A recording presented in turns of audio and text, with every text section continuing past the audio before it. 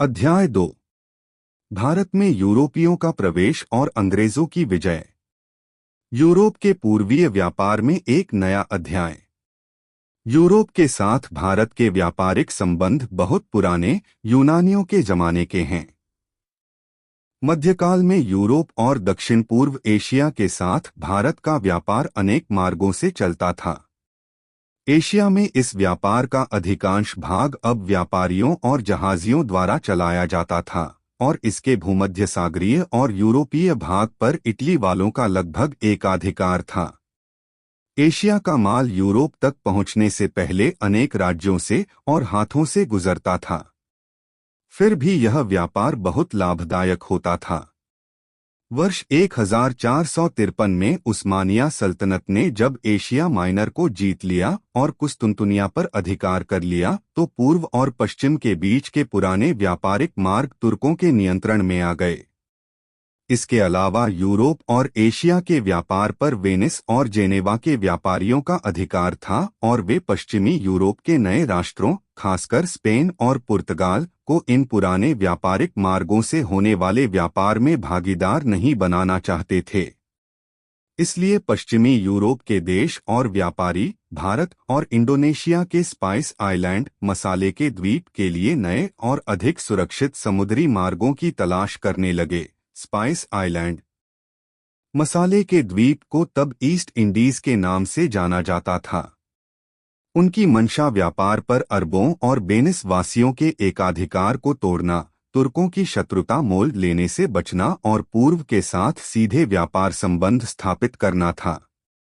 चूंकि 15वीं सदी में जहाज निर्माण और समुद्री यातायात में बहुत प्रगति हुई थी, इसलिए वे यह काम करने में अच्छी तरह समर्थ थे।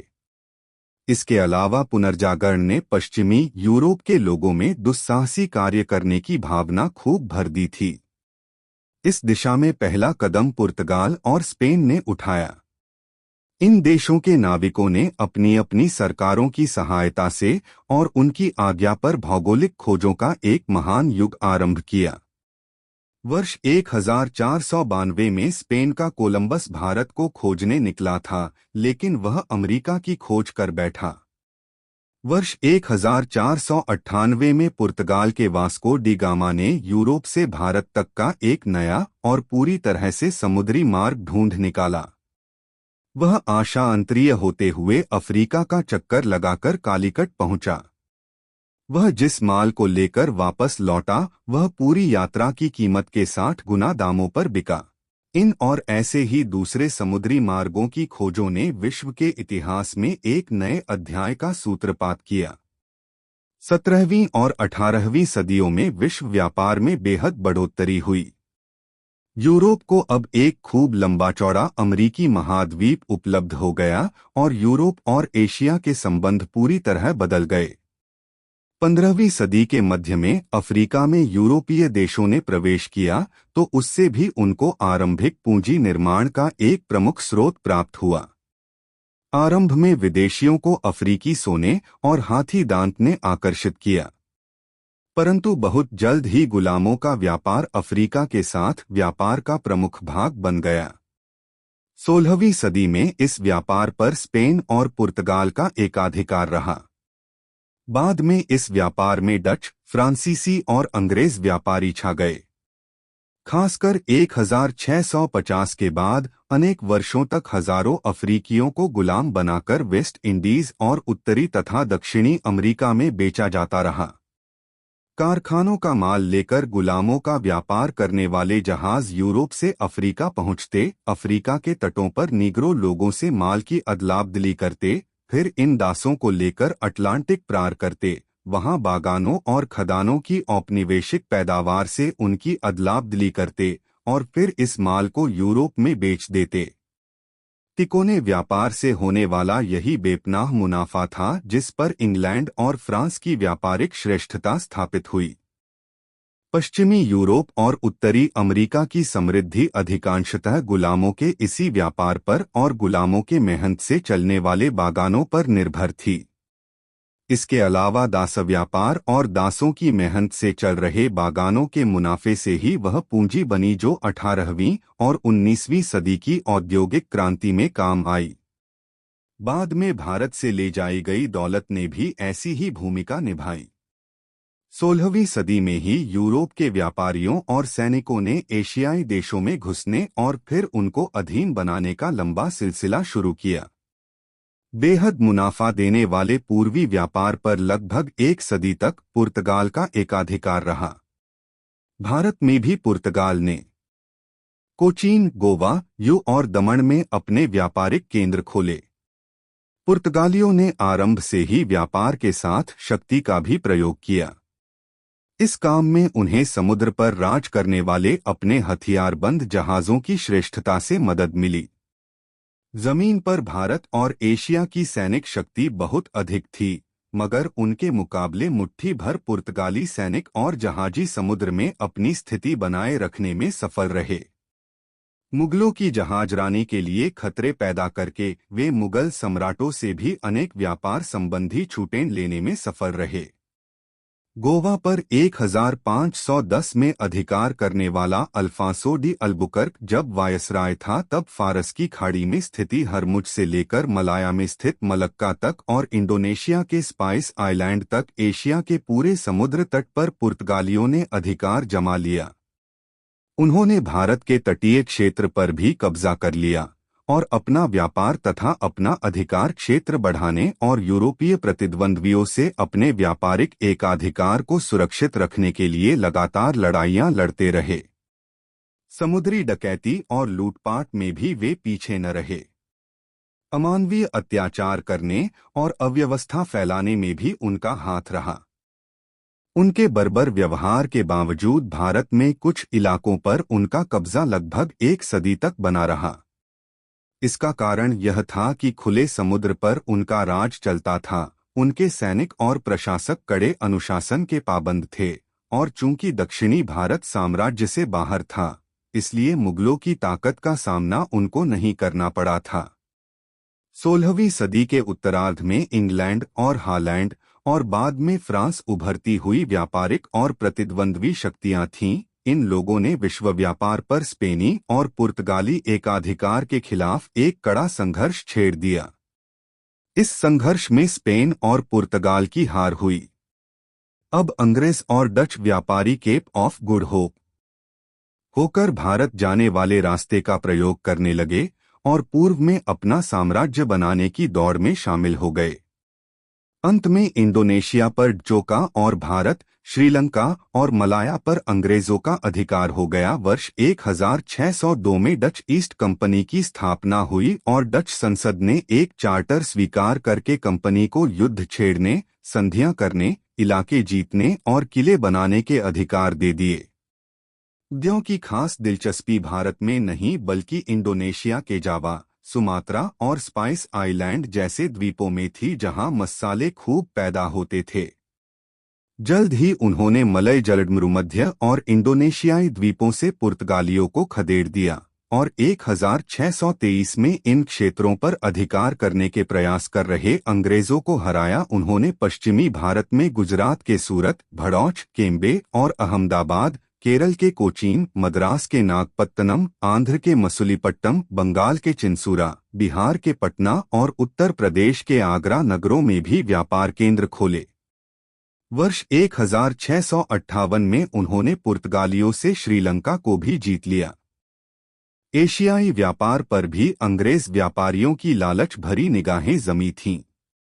पुर्तगालियों की सफलता मसालों, मलमल, रेशम, सोने, मोतियों, दवाओं, पोर्सलीन और एवोनी से भरे उनके जहाजों और इनसे प्राप्त भारी मुनाफों ने अंग्रेज व्यापारियों की भी आंखें चकाचौंध कर दीं और वे भी इस मुनाफा देने वाले व्यापार में शामिल होने के लिए बेचैन हो गए। वर्ष 1599 में मर्चेंट एडवेंचरर्स नाम से जाने जाने वाले कुछ व्यापारियों ने पूर्व से व्यापार करने के लिए एक कंपनी बनाई। इस कंपनी को, जिसे ईस्ट इंडिया कंपनी कहा जाता है, 31 दिसंबर 1600 को महारानी एलिजाबेथ ने एक रॉयल चार्टर के द्वारा पूर्व से व्यापार करने का एकाधिकार दे दिया। वर्ष 1608 में इस कंपनी ने भारत के पश्चिमी तट पर सूरत में एक फैक्ट्री खोलने का निश्चय किया। तब व्यापारिक केंद्रों को फैक्ट्री नाम से ही जाना जाता था। कंपनी ने तब कैप्टन हाकिंस को जहांगीर के दरबार में शाही आज्ञा लेने के लिए भेजा। परिणामस्वरूप एक शाही फरमान के द्वारा पश्चिमी तट की अनेक जगहों पर अंग्रेज कंपनी को फैक्ट्रियां खोलने की आज्ञा मिल गई। मगर इस छूट से ही अंग्रेज संतुष्ट न थे। वर्ष 1615 में उनका दूत सर टॉमस रो मुगल दरबार में पहुंचा। रो मुगल साम्राज्य के सभी भागों में व्यापार करने और फैक्ट्रियां खोलने का अधिकार देने वाला एक शाही फरमान जारी कराने में सफल रहा। 1622 में जब सम्राट चार्ल्स द्वितीय ने एक पुर्तगाली राजकुमारी से शादी की तो पुर्तगालियों ने उसे बंबई का द्वीप दहेज में दे दिया। अंततः गोवा, ट्यू और दमन को छोड़कर पुर्तगालियों के हाथ से भारत में उनके कब्जे वाले सारे इलाके निकल गए। इंडोनेशिया के द्वीपों से हो रहे मसालों के व्यापार में भागीदारी को लेकर अंग्रेज कंपनी की डच कंपनी से ठन गई। इन दो शक्तियों के बीच रह रहकर होने वाली लड़ाई 1654 में आरंभ हुई और यह 1667 में तब समाप्त हुई जब अंग्रेजों ने इंडोनेशिया पर सारे दावे छोड़ दिए और बदले में जो ने भारत की अंग्रेज बस्तियों को न छूने का वादा किया। कंपनी के व्यापारिक प्रभाव का विस्तार 1600 से 1714। भारत में ईस्ट इंडिया कंपनी की शुरुआत बहुत ही मामूली रही। वर्ष 1623 तक इसने सूरत, भड़ौच, अहमदाबाद, आगरा और मसूलीपट्टम में फैक्ट्रियां स्थापित कर ली थीं। आरंभ से उसने व्यापार और कूटनीति के साथ साथ युद्धों का भी सहारा लेने और जिन क्षेत्रों में फैक्ट्रियां स्थापित की थीं, उन पर कब्जा करने के भी प्रयास किए। दक्षिण भारत में परिस्थितियां अंग्रेजों के अधिक अनुकूल थीं क्योंकि वहां उन्हें किसी शक्तिशाली भारतीय सरकार का सामना नहीं करना पड़ा। विजयनगर का महान साम्राज्य 1565 में ही नष्ट हो चुका था और उसकी जगह अनेक छोटे और कमजोर राज्य खड़े हो गए थे। उन्हें लालच देकर बहलाना या अपनी सैनिक शक्ति से डराना आसान था। अंग्रेजों ने दक्षिण में अपनी पहली फैक्ट्री मसूलीपट्टम में 1611 में स्थापित की, पर जल्द ही उनकी गतिविधियों का केंद्र मद्रास हो गया, जिसका पट्टा 1639 में वहां के स्थानीय राजा ने उन्हें दे दिया था। राजा ने उनको उस जगह की किलेबंदी करने, उसका प्रशासन चलाने और सिक्के ढालने की अनुमति इस शर्त पर दी कि बंदरगाह से प्राप्त चुंगी का आधा भाग राजा को दिया जाएगा। यहाँ अंग्रेजों ने अपनी फैक्ट्री के इर्दगिर्द एक छोटा सा किला बनाया जिसका नाम फोर्ट सेंट जॉर्ज पड़ा। दिलचस्प बात यह है कि मुनाफे के लालची व्यापारियों की यह कंपनी शुरू से ही इस नीति पर अड़ी थी कि भारतीय उन्हें इस देश को जीतने का खर्च स्वयं दें। उदाहरण के लिए कंपनी के कोर्ट ऑफ डायरेक्टर्स ने 1683 में मद्रास के अधिकारियों को लिखा कि हम चाहते हैं कि आप धीरे धीरे नगर मद्रास को किलाबंद करें और किले को इतना मजबूत बनाएं कि वह किसी भारतीय राजा या भारत में डच शक्ति के आक्रमण के सामने अडिग रहे। पर हम आपसे यह भी चाहते हैं कि आप अपना काम इस प्रकार, लेकिन पूरी विनम्रता के साथ जारी रखें कि नगर निवासी ही सारी मरम्मत और किलाबंदी का पूरा खर्च उठाएं। वर्ष 1668 में ईस्ट इंडिया कंपनी ने ब्रिटिश सरकार से बंबई का द्वीप प्राप्त किया और उसकी तत्काल किलेबंदी कर दी। बंबई के रूप में अंग्रेजों का एक बड़ा और आसानी से रक्षा कर सकने योग्य बंदरगाह प्राप्त हुआ। इस कारण से और क्योंकि उस वक्त उभरती हुई मराठा शक्ति अंग्रेजों के व्यापार के लिए खतरा पैदा कर रही थी, पश्चिमी तट पर कंपनी के हेडक्वार्टर के रूप में सूरत का स्थान जल्द ही बंबई ने ले लिया। पूर्वी भारत में अंग्रेज कंपनी ने अपनी आरंभिक फैक्ट्रियों में एक की स्थापना 1633 में उड़ीसा में की थी। वर्ष 1651 में उसे बंगाल के हुगली नगर में व्यापार की इजाजत मिल गई। तब कंपनी ने जल्द ही पटना, बालासोर, ढाका और बंगाल बिहार के दूसरे स्थानों पर भी फैक्ट्रियां खोल लीं। अब उसकी इच्छा थी कि बंगाल में उसकी एक स्वतंत्र बस्ती होनी चाहिए। अब वह भारत में राजनीतिक सत्ता स्थापित करने के सपने देख रही थी ताकि मुगलों को मजबूर करके व्यापार में मनमानी करने की छूट ले ली जाए, भारतीयों को अपना माल सस्ता बेचने और कंपनी का माल महंगा खरीदने के लिए मजबूर किया जा सके, प्रतिद्वंद्वी यूरोपीय व्यापारियों को बाहर रखा जाए और कंपनी का व्यापार भारतीय राजाओं की नीतियों से स्वतंत्र रहकर जारी रहे।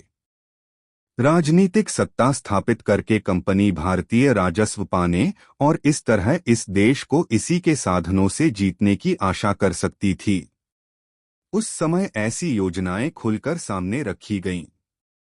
वर्ष 1687 में कंपनी के डायरेक्टरों ने मद्रास के गवर्नर को सलाह दी कि वह एक ऐसी नागरिक और सैनिक शक्ति स्थापित करे और राजस्व का सुरक्षित और इतना बड़ा स्रोत बनाए कि भारत में एक बड़े, मजबूत और हमेशा हमेशा के लिए सुरक्षित ब्रिटिश राज्य की नींव डाली जा सके।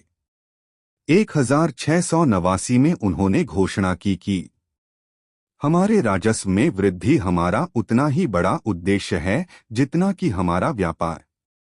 जिस समय बीसियों दुर्घटनाएं हमारे व्यापार में बाधा डाल रही हों, उस समय यही वस्तु है जो हमारी शक्ति को बनाए रख सकेगी। यही वस्तु है जो भारत में हमें एक राष्ट्र के रूप में स्थापित करेगी। 1686 में जब अंग्रेजों ने हुगली को तहस-नहस कर दिया और मुगल सम्राट के खिलाफ युद्ध की घोषणा कर दी, तब दोनों के बीच शत्रुता की शुरुआत हो गई। पर अंग्रेजों ने स्थिति को पूरी तरह गलत समझा था और मुगलों की शक्ति को कम करके आंका था।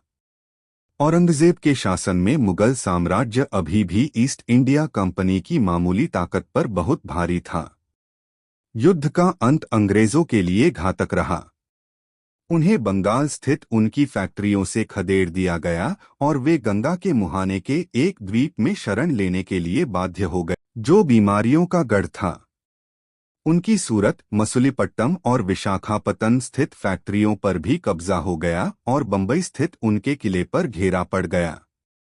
यह देखकर कि अंग्रेज अभी भी मुगल शक्ति से लड़ने में समर्थ नहीं हैं, उन्होंने एक बार फिर झुककर दरबार में हाजिरी बजाई और प्रार्थना की कि उन्होंने जो अपराध किए हैं उन्हें क्षमा किया जाए। उन्होंने भारतीय शासकों के संरक्षण में व्यापार करने की इच्छा प्रकट की।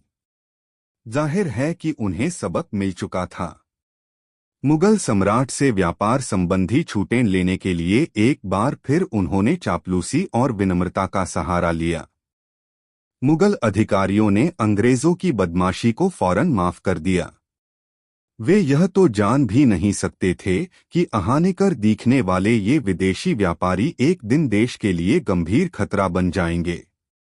इसके बजाय उन्होंने यह मान लिया कि कंपनी के द्वारा किए जा रहे विदेशी व्यापार से भारतीय दस्तकारों और व्यापारियों को लाभ होता है और इस तरह सरकारी खजाने की आमदनी बढ़ती है। इसके अलावा जमीन पर कमजोर होने के बावजूद अंग्रेज समुद्रों में काफी मजबूत थे और इसलिए वे ईरान, पश्चिम एशिया, उत्तरी और पूर्वी अफ्रीका तथा पूर्वी एशिया के साथ होने वाले भारतीय व्यापार और जहाजरानी को पूरी तरह तहस-नहस करने में समर्थ। इसलिए औरंगजेब ने 1,50,000 रुपये हर्जाना लेकर उन्हें फिर से व्यापार करने की छूट दे दी। वर्ष 1698 में कंपनी ने सूतानाटी, कलिकाता और गोविंदपुर की जमींदारी प्राप्त कर ली और वहां उन्होंने अपनी फैक्ट्री के इर्दगिर्द फोर्ट विलियम नाम का किला बनाया। यही गांव जल्द ही बढ़कर एक नगर बन गया जिसे अब कलकत्ता कहा जाता है। वर्ष 1717 में कंपनी ने सम्राट फर्रुखसियर से एक फरमान प्राप्त किया जिसमें 1691 में उन्हें प्राप्त विशेषाधिकारों को दोबारा मान्यता दी गई और उन्हें गुजरात और दक्कन तक भी बढ़ा दिया गया था। लेकिन 18वीं सदी पूर्वार्ध में बंगाल पर मुर्शिद कुली खान और अलीवर्दी खान जैसे शक्तिशाली नवाबों का शासन था। वे अंग्रेज व्यापारियों पर कड़ा नियंत्रण रखते थे तथा अपने विशेषाधिकारों के दुरुपयोग से उन्हें रोकते थे।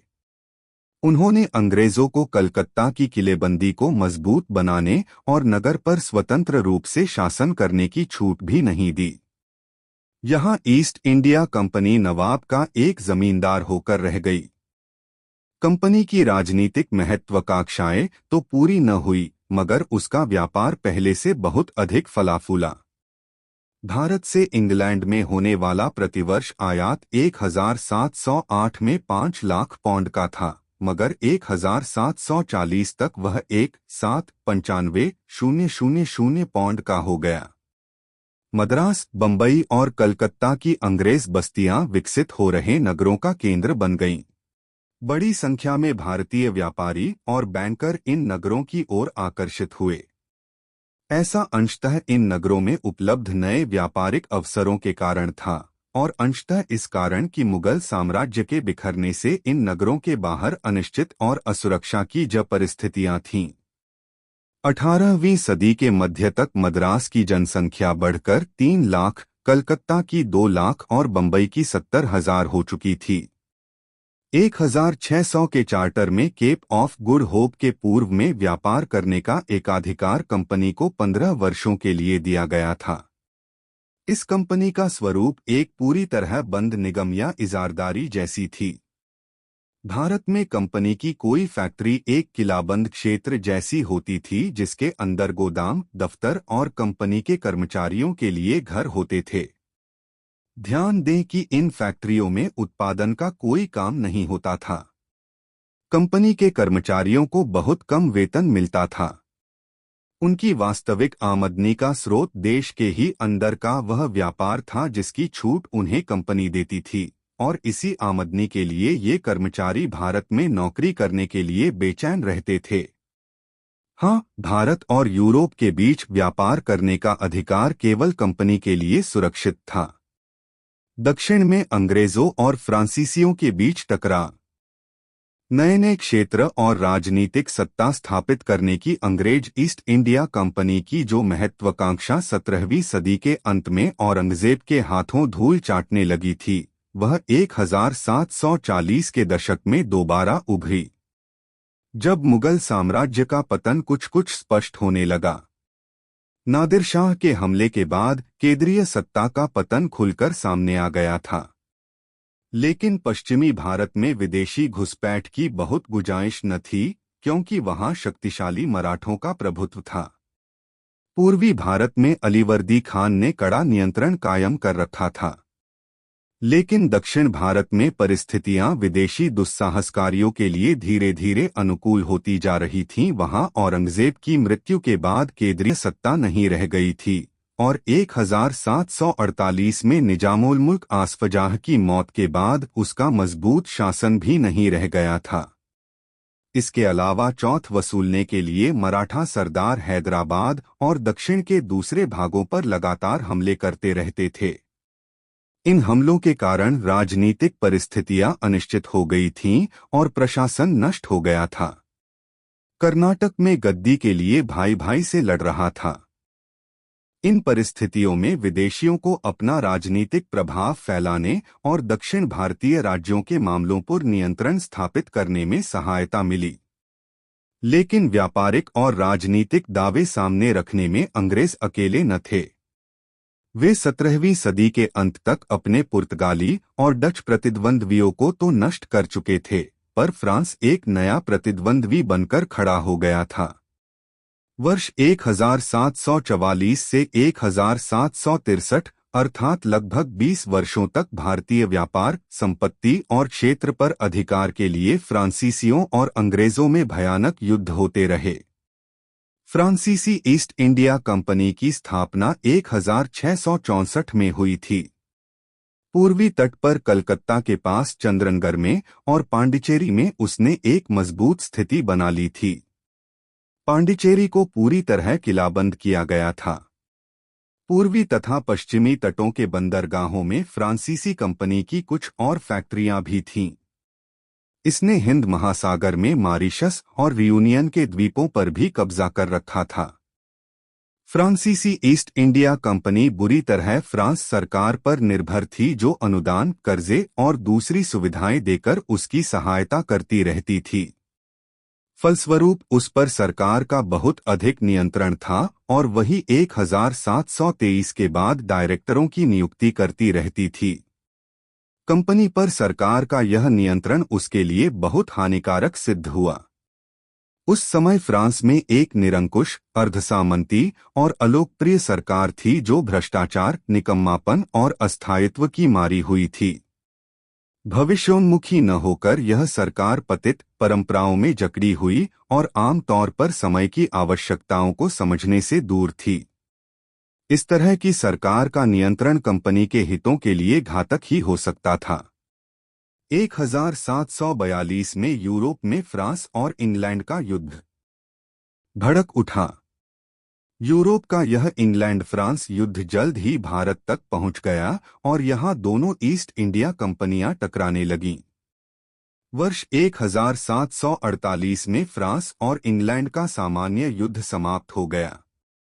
फिर भी भारत में व्यापार और क्षेत्रीय अधिकार की प्रतिद्वंद्विताएं बनी रहीं और इनका फैसला इस पार या उस पार होना ही था। इस समय पांडिचेरी में फ्रांसीसी गवर्नर जनरल डुप्ले था, जिसने यह नीति निकाली कि भारतीय शासकों के आपसी झगड़ों में अनुशासित और आधुनिक फ्रांसीसी सेना के द्वारा हस्तक्षेप किया जाए और एक के खिलाफ दूसरे का साथ देकर विजेता से मुद्रा, व्यापार और क्षेत्र संबंधी लाभ लिए जाएं। इस तरह फ्रांसीसी कंपनी के लाभ के लिए और भारत से अंग्रेजों को खदेड़ने के लिए उसने स्थानीय राजाओं, नवाबों और सरदारों के साधनों और सेनाओं का उपयोग करने की योजना बनाई। इस रणनीति की सफलता में केवल एक ही बात बाधक हो सकती थी, अर्थात भारतीय शासकों द्वारा ऐसी विदेशी हस्तक्षेप की अनुमति देने से इनकार। पर भारतीय शासक देशभक्ति की भावना से प्रेरित न होकर व्यक्तिगत महत्वाकांक्षा और लाभ की संकुचित भावना से प्रेरित थे। अपने देशी शत्रुओं से हिसाब चुकाने के लिए विदेशियों की सहायता मांगने में उन्हें कोई हिचक न थी। वर्ष 1748 में कर्नाटक और हैदराबाद में एक ऐसी स्थिति पैदा हो गई कि डुप्ले के षड्यंत्रकारी दिमाग को खुलकर खेलने का मौका मिला। कर्नाटक में चांदा साहब ने नवाब अनारुद्दीन के खिलाफ षड्यंत्र करना आरंभ कर दिया और हैदराबाद में निजामुल मुल्क आसफजाह के मरने पर उसके बेटे नासिर जंग और पोते मुजफ्फर जंग में सत्ता के लिए गृहयुद्ध छिड़ गया। इस स्थिति का डुप्ले ने लाभ उठाया और चांदा साहब तथा मुजफ्फर जंग से इस बात का गुप्त समझौता कर लिया कि वह अपने प्रशिक्षित फ्रांसीसी और भारतीय सैनिकों द्वारा उनकी सहायता करेगा। वर्ष 1749 में इन तीन सहयोगियों ने अंबूर के युद्ध में अनवारुद्दीन को हराकर मार डाला। उसका बेटा मुहम्मद अली त्रिचुरापल्ली भाग गया। शेष कर्नाटक चांदा साहब के अधिकार में आ गया और उसने पुरस्कार स्वरूप फ्रांसीसियों को पांडिचेरी के निकट 80 गांव दे दिए। फ्रांसीसी हैदराबाद में भी सफल रहे। नासिर जंग मारा गया और मुजफ्फर जंग निजाम अर्थात दक्कन का सूबेदार बन गया। नए निजाम ने पांडिचेरी के निकट जमीनें और मछलीपट्टनम की प्रसिद्ध नगर फ्रांसीसी कंपनी को पुरस्कार में दे दिए। उसने कंपनी को 5 लाख रुपए और उसकी सेनाओं को भी 5 लाख रुपए दिए। डुप्ले को 20 लाख रुपयों के साथ एक जागीर भी मिली जिसकी वार्षिक आय 1 लाख रुपए थी। इसके अलावा पूर्वी तट पर कृष्णा नदी से लेकर कन्याकुमारी तक के मुगल क्षेत्रों का उसे ऑनरेरी गवर्नर भी बना दिया गया। डुप्ले ने अपने सर्वश्रेष्ठ अफसर बुसी को फ्रांसीसी सेना की एक टुकड़ी के साथ हैदराबाद में नियुक्त किया। दिखावे के लिए इस नियुक्ति का उद्देश्य था शत्रुओं से निजाम की रक्षा करना, पर वास्तव में यह उसके दरबार में फ्रांसीसी प्रभाव बनाए रखने के लिए था। जब मुजफ्फर जंग अपनी राजधानी की ओर बढ़ रहा था, तब एक दुर्घटना में वह मारा गया। बुसी ने फौरन निजामुल मुल्क के तीसरे बेटे सलाबत जंग को गद्दी पर बिठा दिया। बदले में नए निजाम ने फ्रांसीसियों को आंध्र का वह क्षेत्र पुरस्कार में दे दिया जिसे उत्तरी सरकार कहा जाता है। इसमें 4 जिले मुस्तफानगढ़, एल्लौर, राजामुंदरी और चिकाकोल शामिल थे। दक्षिण भारत में अब फ्रांसीसियों की शक्ति चरम सीमा पर थी। डुप्ले की योजनाओं को आशा से भी अधिक सफलता मिली थी। फ्रांसीसियों ने अपना काम भारतीय शासकों को मित्र बनाने से आरंभ किया था और अब अंत में उनको अपना आश्रित बना लिया था। लेकिन अंग्रेज अपने प्रतिद्वंद्वी की सफलताओं को खामोश बैठे नहीं देख रहे थे। फ्रांसीसी प्रभाव को कम करने और अपना प्रभाव बढ़ाने के लिए वे नासिर जंग और मोहम्मद अली से मिलकर षड्यंत्र कर रहे थे। वर्ष 1750 में उन्होंने मोहम्मद अली की ओर से अपनी पूरी ताकत लगा देने का निश्चय किया। नौजवान रॉबर्ट क्लाइव तब कंपनी की सेवा में एक क्लर्क था। उसने प्रस्ताव किया कि कर्नाटक की राजधानी अर्काट पर हमला करके त्रिचुरापल्ली में घिरे मोहम्मद अली पर फ्रांसीसियों का दबाव कम किया जा सकता है। यह प्रस्ताव मान लिया गया। तब क्लाइव ने केवल 200 अंग्रेज और 300 भारतीय सैनिकों को लेकर अर्काट पर हमला किया और उसे जीत लिया। जैसी कि आशा थी, चांदा साहब और फ्रांसीसियों ने मजबूर होकर त्रिचुरापल्ली का घेरा उठा लिया। फ्रांसीसी सेनाओं की कई बार हार हुई। अब फ्रांसीसियों का सितारा डूब रहा था क्योंकि उनकी सेना और उनके जनरल अंग्रेजों का सामना नहीं कर पा रहे थे। अंत में भारतीय युद्ध के भारी खर्चों से परेशान होकर और अमरीकी उपनिवेशों के हाथ से निकल जाने के डर से फ्रांसीसी सरकार ने समझौता वार्ता आरंभ की और 1754 में उसने अंग्रेजों की यह मांग मान ली कि भारत से डुप्ले को वापस बुला लिया जाए। यह बात भारत में फ्रांसीसी कंपनी के भविष्य के लिए बहुत घातक सिद्ध हुई। दोनों कंपनियों का यह अस्थायी समझौता 1756 में टूट गया जब इंग्लैंड और फ्रांस के बीच एक और युद्ध छिड़ गया। युद्ध के एकदम आरंभ में ही अंग्रेज बंगाल पर नियंत्रण करने में सफल रहे। इसका वर्णन इसी अध्याय में आगे किया गया है। इस घटना के बाद भारत में फ्रांसीसियों के लिए कुछ बचा ही नहीं। बंगाल की अथाह संपत्ति ने युद्ध का पलड़ा अंग्रेजों के पक्ष में झुका दिया। इस युद्ध की निर्णायक मुठभेड़ 22 जनवरी 1760 को वांडीवाश में हुई जब अंग्रेज जनरल आयरकूट ने लल्ली को हरा दिया। एक साल के अंदर अंदर भारत में फ्रांसीसियों के हाथ से सब कुछ जाता रहा। युद्ध का अंत 1763 में पेरिस समझौते के साथ हुआ। इसके अनुसार फ्रांसीसियों को भारत स्थित उनकी सारी फैक्ट्रियां लौटा दी गईं, पर अब वे उनक किलाबंदी नहीं कर सकते थे और न ही वहां सैनिक रख सकते थे। अब वे केवल व्यापार केंद्रों के रूप में काम कर सकती थीं। इसके बाद फ्रांसीसियों को भारत में अंग्रेजों के संरक्षण में रहना था। दूसरी ओर अंग्रेज हिंद महासागर पर छा चुके थे। सभी यूरोपीय प्रतिद्वंद्वियों को एक एक करके हराने के बाद अब वे भारत विजय के काम में लग गए। फ्रांसीसियों और उनके भारतीय सहयोगियों के साथ अपने युद्ध के दौरान अंग्रेजों ने कुछ महत्वपूर्ण और बहुमूल्य पाठ सीखे।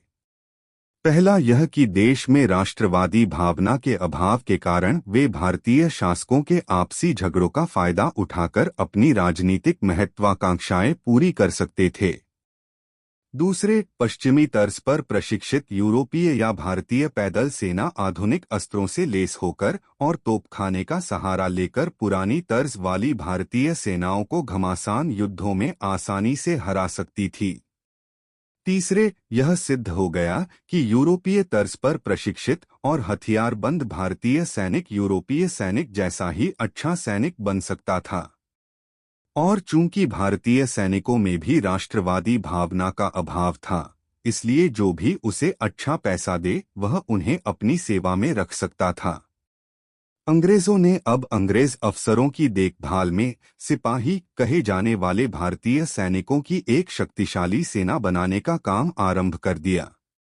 इस सेना को अपना प्रधान साधन बनाकर और भारतीय व्यापार और क्षेत्रों के बेपनाह साधनों को अपने अधिकार में लाकर अब अंग्रेज ईस्ट इंडिया कंपनी ने युद्धों और क्षेत्रीय प्रसार के एक नए युग में कदम रखा।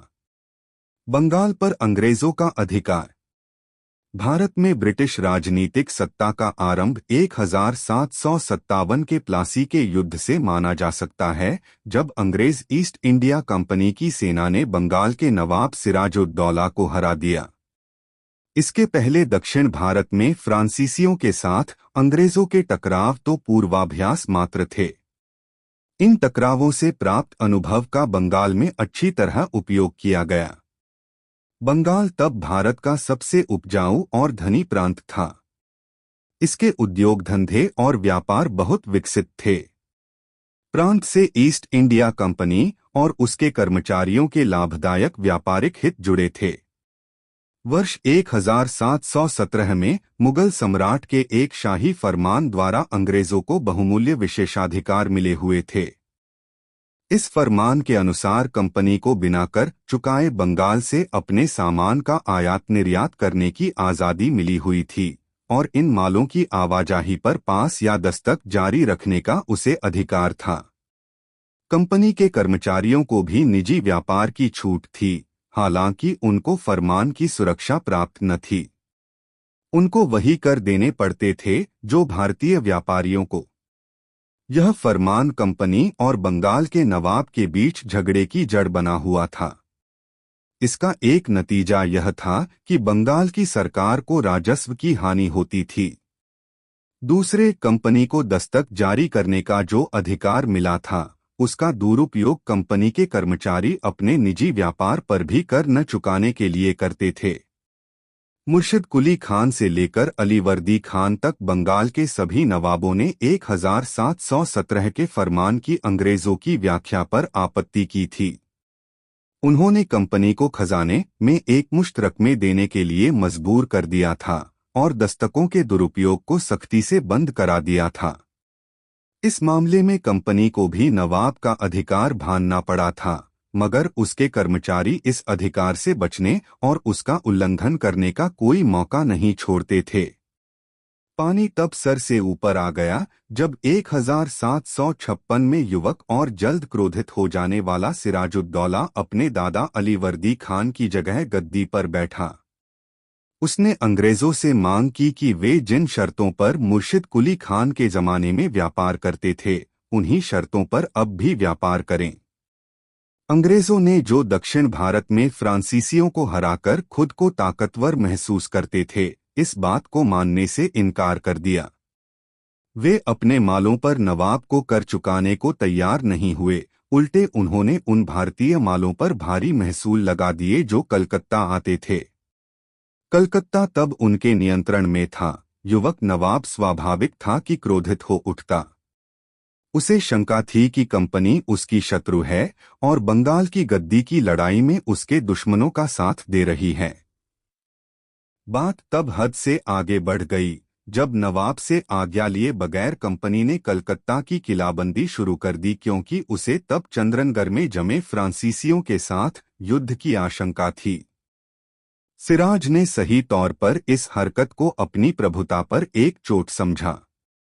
कोई भी स्वतंत्र शासक अपनी धरती पर व्यापारियों की किसी निजी कंपनी को किले खड़ा करने और निजी युद्ध चलाने की छूट भला कैसे देता। दूसरे शब्दों में सिराज इस पर तैयार था कि यूरोपीय लोग व्यापारी बनकर ही रहें और मालिक बनने की कोशिश न करें। उसने अंग्रेजों और फ्रांसीसियों दोनों को आज्ञा दी कि वे कलकत्ता और चंद्रनगढ़ की अपनी किलेबंदियां गिरा दें और एक दूसरे से लड़ने से बाज आएं। फ्रांसीसी कंपनी ने तो इस आज्ञा का पालन किया, पर अंग्रेज कंपनी ने इसे मानने से इनकार कर दिया, क्योंकि कर्नाटक में मिली विजय ने उसकी महत्वाकांक्षाओं और आत्मविश्वास दोनों को बढ़ा दिया था। वह नवाब की इच्छा के खिलाफ भी बंगाल में जमे रहने और अपनी शर्तों पर व्यापार करने पर अड़ी थी। इस कंपनी ने अपनी सभी गतिविधियों को नियंत्रित करने के ब्रिटिश सरकार के अधिकार को स्वीकार किया था। ब्रिटेन में ब्रिटिश सरकार ने उसके व्यापार और उसकी ताकत पर जो अंकुश लगाया था उसे कंपनी ने भीगी बिल्ली बनकर स्वीकार कर लिया था। वर्ष 1693 में उसका चार्टर समाप्त हो जाने पर संसद ने पूर्व में व्यापार करने का अधिकार उससे छीन लिया था और तब कंपनी ने ब्रिटेन के सम्राट, संसद और राजनेताओं को भारी रिश्वत दी थी। केवल एक वर्ष में उसने 80,000 पाउंड घूस में दिए थे। फिर भी अंग्रेज कंपनी मांग कर रही थी कि बंगाल के नवाब की चाहे जो आज्ञा हो, उसे बंगाल में मुक्त व्यापार के पूरे अधिकार मिलने चाहिए। यह नवाब की प्रभुता के लिए सीधे सीधे एक चुनौती थी। कोई भी शासक संभवतः इस बात को स्वीकार न करता। सिराजुद्दौला में इतनी राजबुद्धि थी कि वह अंग्रेजों की चालों के दूरगामी प्रभावों को समझ सके। उसने उनसे अपने देश के कानून मनवाने का निर्णय किया। जोश में आकर मगर बेकार की जल्दीबाजी में और पर्याप्त तैयारी किए बिना सिराजुद्दौला ने कासिम बाजार की अंग्रेज फैक्ट्री पर कब्जा कर लिया, फिर कलकत्ता की ओर कूच किया और 20 जून 1756 को फोर्ट विलियम पर अधिकार कर लिया। तब अपनी आसानी से मिली इस जीत की खुशी मनाने वह कलकत्ता से वापस आ गया और अपने जहाजों में बैठकर भागते अंग्रेजों पर उसने कोई ध्यान नहीं दिया। यह एक गलती थी क्योंकि उसने दुश्मन की ताकत को कम करके आंका था। अंग्रेज अधिकारियों ने समुद्र के निकट फुल्टा में शरण ली जिसे उनकी जहाजरानी संबंधी श्रेष्ठता ने सुरक्षित बना दिया था। यहाँ अब वे मद्रास में सहायता मिलने की प्रतीक्षा करने लगे और इस बीच वे नवाब के दरबार के प्रमुख लोगों के साथ साजिश और गद्दारी का तानाबाना बुनते रहे। इनमें प्रमुख थे मीर जाफर जो मीर बख्शी के पद पर था, मानिकचंद जो कलकत्ता का अधिकारी था, अमीचंद जो एक धनी व्यापारी था, जगत सेठे जो बंगाल का सबसे बड़ा बैंकर था और खादिम खान जिसकी कमान में नवाब की सेना का एक बड़ा भाग था। मद्रास से एडमिरल वाटसन और कर्नल क्लाइव की कमान में एक बड़ी नौसैनिक और सैनिक सहायता भी आ पहुंची। क्लाइव ने 1757 के नगर आरंभ में दोबारा कलकत्ता को जीत लिया और नवाब मजबूर करके अंग्रेजों की सारी मांगें मनवा लीं। अंग्रेजी फिर भी संतुष्ट न हुए। उनका उद्देश्य इससे कहीं बहुत अधिक था। उन्होंने सिराजुद्दौला की जगह किसी पिट्टू को बिठाने का फैसला किया।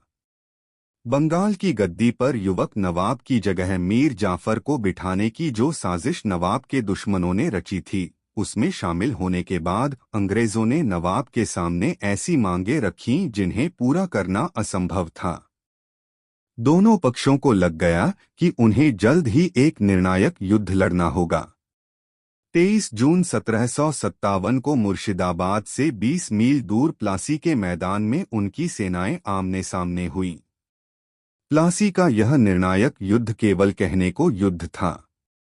अंग्रेज पक्ष के केवल 29 लोग मरे जबकि नवाब के लगभग 500 लोग मारे गए। मौर जाफर और राय दुर्लभ जैसे गद्दारों की कमान में नवाब की काफी सेना लड़ाई में उतरी ही नहीं। नवाब के सैनिकों का एक बहुत छोटा सा हिस्सा ही मीर मादन और मोहनलाल की अगुवाई में बहादुरी से अच्छी तरह लड़ता रहा। नवाब को मजबूर होकर भागना पड़ा, मगर वह पकड़ा गया और मीर जाफर के बेटे मीरन के हाथों मारा गया। बंगाल के कवि नवीन चंद्र सेन के अनुसार प्लासी के युद्ध के बाद भारत के लिए शाश्वत दुख की काली रात का आरंभ हुआ।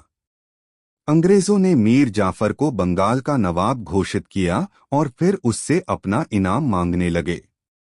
कंपनी को बंगाल, बिहार और उड़ीसा में मुक्त व्यापार का निर्विवाद अधिकार मिल गया। उसे कलकत्ता के पास 24 परगना की जमींदारी भी मिली। कलकत्ता पर हमले के हर्जाने के रूप में मीर जाफर ने कंपनी को और नगर के व्यापारियों को 1,77,00,000 रुपए दिए। साथ ही कंपनी के अधिकारियों को उपहारों अर्थात रिश्वतों के रूप में बड़ी रकमें दी गईं। उदाहरण के लिए क्लाइव को 20 लाख और वाट्स को 10 लाख रुपए से अधिक की रकमें मिली। क्लाइव ने बाद में अनुमान लगाया कि पिट्ठू नवाब से कंपनी और उसके नौकरों को 3 करोड़ रुपए से अधिक मिले हैं। इसके अलावा यह भी मान लिया गया कि ब्रिटिश व्यापारियों और अधिकारियों को अपने निजी व्यापार पर कोई कर नहीं देना होगा। प्लासी के युद्ध का असीम ऐतिहासिक महत्व रहा। इसने बंगाल तथा अंततः पूरे भारत पर अंग्रेजों के अधिकार का रास्ता खोल दिया। इसने अंग्रेजों की प्रतिष्ठा बढ़ाई और एक ही बार में अंग्रेजों को भारतीय साम्राज्य के प्रमुख दावेदारों की कतार में ला खड़ा किया। बंगाल से प्राप्त भारी राजस्व के सहारे उन्होंने एक शक्तिशाली सेना खड़ी की और इसी से उन्होंने शेष भारत की विजय का खर्च उठाया। बंगाल पर उनके नियंत्रण की अंग्रेजों और फ्रांसीसियों की लड़ाई में निर्णायक भूमिका रही। अंतिम बात यह है कि प्लासी की विजय ने कंपनी और उसके नौकरों को इस योग्य बनाया कि वे बंगाल की असहाय जनता को लूटकर बेपनाह दौलत जमा कर सकें। जैसा कि ब्रिटिश इतिहासकार एडवर्ड थॉम्पसन और जी.टी. गैरेट ने लिखा है, किसी क्रांति का आयोजन करना दुनिया का सबसे लाभदायी खेल समझा गया है। अंग्रेजों के मन में सोने का ऐसा लालच भर गया जो कोर्तेस और पिज़ारो के काल के स्पेनवासियों के बाद कभी देखने को नहीं मिला था। अब खास तौर पर बंगाल को तब तक चैन नहीं मिलने वाला था जब तक उसके खून की एक एक बूंद न निचुड़ जाए। हालांकि मीर जाफर ने कंपनी की सहायता से गद्दी पाई थी, मगर जल्द ही वह इस सौदे पर पछताने लगा। कंपनी के अधिकारियों की उपहार और रिश्वत संबंधी मांगों ने जल्द ही उसका खजाना खाली कर दिया और इस बारे में पहल खुद क्लाइव ने की। जैसा कि कर्नल माल्सन ने लिखा है, कंपनी के अधिकारियों का अब एक ही उद्देश्य था कि जितना लूट सको लूटो। मीर जाफर सोने की एक ऐसी थैली है जिसमें जब जी चाहे हाथ डाल लो। खुद कंपनी के लालच का कोई मुकाबला न था। कंपनी के डायरेक्टरों ने यह मानकर कि उनके हाथ कामधेनु गाय लग गई है और यह कि बंगाल की दौलत कभी खत्म न होगी, यह आज्ञा जारी की कि बंबई और मद्रास प्रेसिडेंसियों का भी बंगाल खर्च उठाए और अपने राजस्व से कंपनी के भारत से होने वाले पूरे निर्यात का माल खरीदे। कंपनी अब भारत के साथ व्यापार ही नहीं कर रही थी, बल्कि बंगाल के नवाब पर अपने नियंत्रण का फायदा उठाकर प्रांत की दौलत भी लूट रही थी। मीर जाफर को जल्द ही पता चल गया कि कंपनी और उसके अधिकारियों की सारी मांगें पूरी कर पाना असंभव था। अब ये अधिकारी भी अपनी आशाएं पूरी न कर पाने के कारण नवाब की आलोचना करने लगे थे। इसलिए उन्होंने अक्टूबर 1760 में मीर जाफर को मजबूर किया कि वह अपने दामाद मीर कासिम के हक में गद्दी छोड़ दे। मीर कासिम ने अपने आकाओं की इस कृपा के बदले कंपनी को बर्दवान, मिदनापुर और चटगांव जिलों की जमींदारी सौंप दी और बड़े अंग्रेज अधिकारियों को अच्छे अच्छे उपहार दिए जिनकी कुल कीमत 29 लाख रुपए थी। फिर भी अंग्रेजों की इच्छाएं पूरी न हो सकीं और जल्द ही मीर कासिम बंगाल में उनकी स्थिति और उनकी चालों के लिए खतरा बन गया। वह एक योग्य, कुशल और शक्तिशाली शासक था और खुद को विदेशी नियंत्रण से मुक्त कराने पर अड़ा हुआ था। उसने महसूस किया कि अपनी आज़ादी बनाए रखने के लिए एक भरा हुआ खजाना और एक कुशल सेना की आवश्यकता थी। इसलिए उसने सार्वजनिक अव्यवस्था को संभालने, राजस्व प्रशासन से भ्रष्टाचार मिटाकर अपनी आय बढ़ाने और यूरोपीय तर्ज पर एक आधुनिक और अनुशासित सेना खड़ी करने की कोशिशें की। यह सब अंग्रेजों को पसंद न था। उन्हें सबसे ज्यादा नापसंद यह बात थी कि नवाब 1717 के फरमान का कंपनी के नौकरों द्वारा दुरुपयोग रोकने की कोशिश कर रहा था, जबकि इन नौकरों की मांग थी कि उनका माल चाहे निर्यात के लिए हो या यहीं उपयोग के लिए, उस पर कोई चुंगी न लगाई जाए। इससे हानि भारतीय व्यापारियों को होती थी क्योंकि उन्हें वे कर भी देने पड़ते थे जिनसे विदेशी पूरी तरह मुक्त थे। इसके अलावा कंपनी के नौकर गैरकानूनी ढंग से अपने भारतीय व्यापारी मित्रों को दुस्तके पास बेच देते थे और ये भारतीय इस तरह अंदर के करों के भुगतान से बच जाते थे। इन दुरुपयोगों के कारण ईमानदार भारतीय व्यापारी बेईमानी से भरी प्रतियोगिता में बर्बाद होने लगे और नवाब के हाथ से राजस्व का एक बहुत महत्वपूर्ण स्रोत जाता रहा।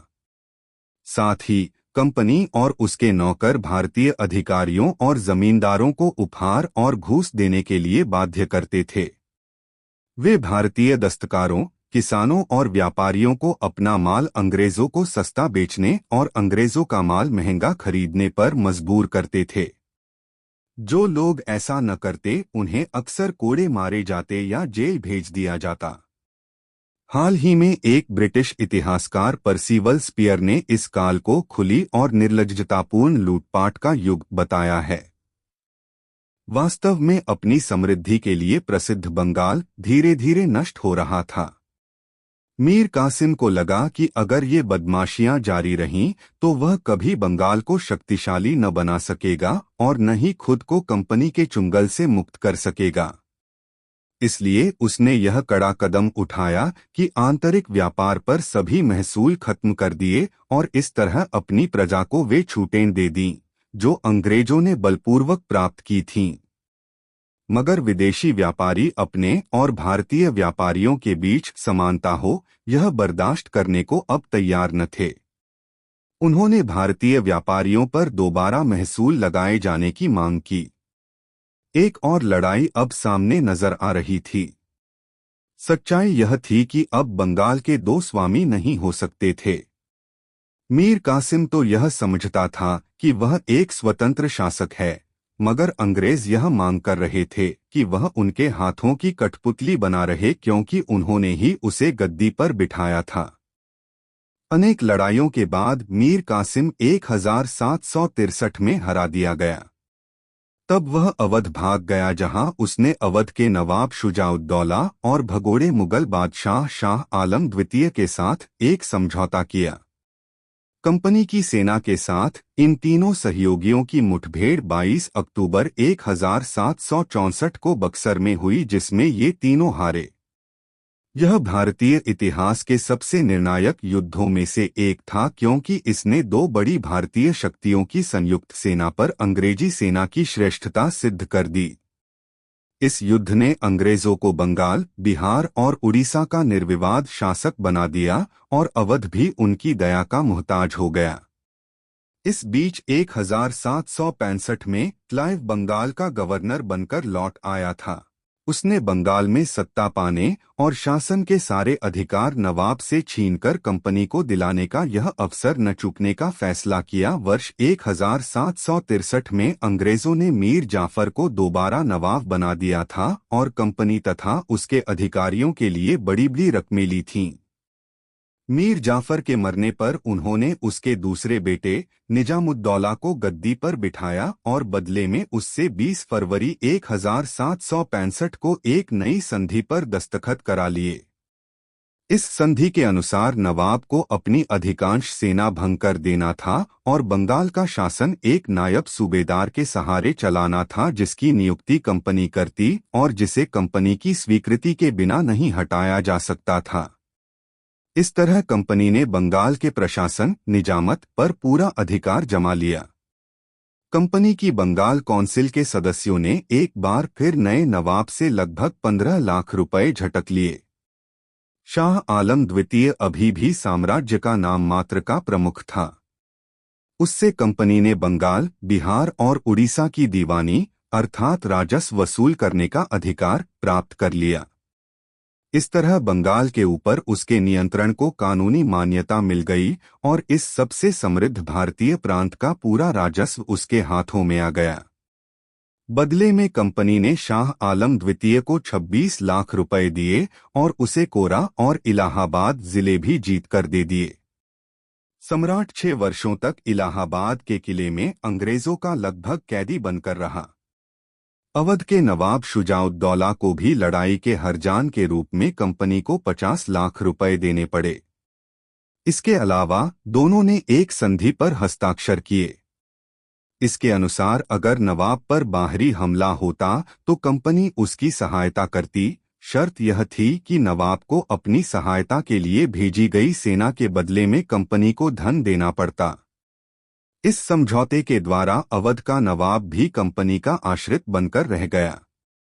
बंगाल के प्रशासन की दोहरी व्यवस्था 1765 से ईस्ट इंडिया कंपनी बंगाल की वास्तविक स्वामी अवश्य ही हो गई। कंपनी की सेना का बंगाल पर एक छत्र नियंत्रण स्थापित हो गया और राजनीति की संपूर्ण शक्ति इसके हाथों में आ गई। अपनी आंतरिक और बाह्य सुरक्षा के लिए नवाब कंपनी पर पूरी तरह आश्रित हो गया था। दीवान के रूप में कंपनी सीधे ही स्वयं राजस्व वसूल करने लगी। कंपनी को अपना उपसूबेदार नामांकित करने का अधिकार मिल गया। इस तरह कंपनी का निजामत अथवा पुलिस और न्यायिक शक्तियों पर पूरा नियंत्रण स्थापित हो गया।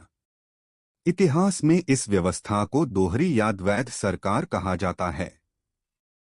यह व्यवस्था अंग्रेजों के लिए बहुत लाभकारी सिद्ध हुई। इस प्रकार कंपनी का सत्ता पर पूरा अधिकार हो गया, जबकि उनके ऊपर किसी प्रकार की जिम्मेदारी नहीं थी। प्रशासन का दायित्व नवाब और उसके पदाधिकारियों पर था, हालांकि इनका निर्वाह करने की शक्ति उनके पास नहीं रही। अब शासन की विफलताओं के लिए भारतीयों पर दोषारोपण किया जा सकता था, जबकि इससे प्राप्त लाभों का उपयोग कंपनी करती थी। बंगाल की जनता के लिए यह बहुत क्लेशपूर्ण और घातक परिस्थिति थी, क्योंकि उनके हितों की रक्षा न तो कंपनी ही करती थी न नवाब। कंपनी के अधिकारी बंगाल की जनता पर मनमाने अत्याचार कर रहे थे और ये अत्याचार दिन ब दिन बढ़ते ही जा रहे थे।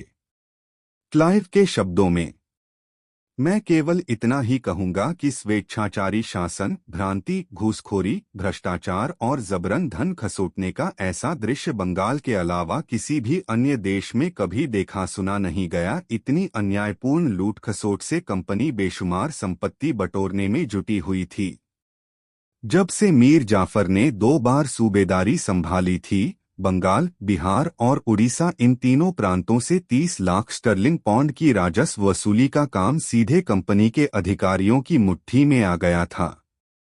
कंपनी के अधिकारी नवाब से लेकर सत्ता से जुड़े छोटे से छोटे जमींदारों तक प्रत्येक व्यक्ति पर शुल्क थोप देते थे और उसे जबरदस्ती वसूल करते थे।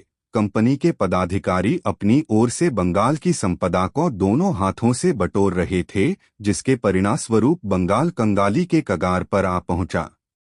कंपनी ने भारतीय माल खरीदने के लिए इंग्लैंड से धन भेजना बंद कर दिया। इसके स्थान पर वे बंगाल से प्राप्त राजस्व से ही भारतीय माल खरीदते और इसे विदेशों में बेचते। इस धन को कंपनी की लागत पूंजी समझा जाता था और इसे कंपनी के लाभ के रूप में स्वीकार किया जाता था।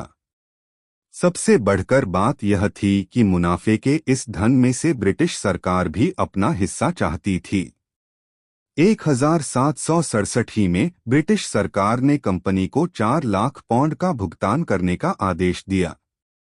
1766 से 1767 और 1768 ही में बंगाल के लगभग 57 लाख पौंड की धन निकासी हुई। इस दोहरे शासन का दुष्परिणाम यह हुआ कि बंगाल से धन निकासी के फलस्वरूप यह दुर्भाग्यशाली प्रांत दरिद्र हो गया और इसकी दशा जर्जर हो गई।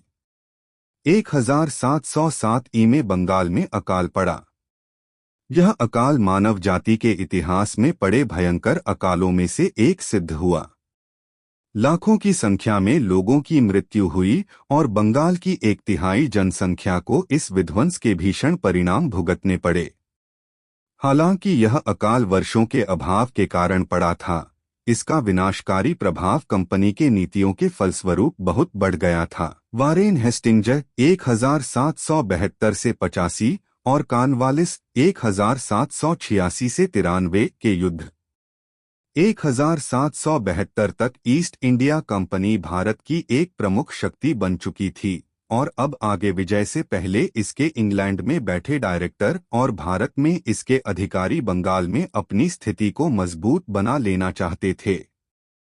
फिर भी भारतीय राजाओं के आपसी मामलों में दखल देने की उनकी आदत ने और इलाका तथा धन के उनके लालच ने जल्द ही उनको अनेक युद्धों में उलझा दिया। 1766 में उन्होंने मैसूर के हैदर अली पर हमले में हैदराबाद के निजाम का साथ दिया, पर हैदर अली ने मद्रास कौंसिल को अपनी शर्तों पर शांति की संधि करने के लिए मजबूर कर दिया।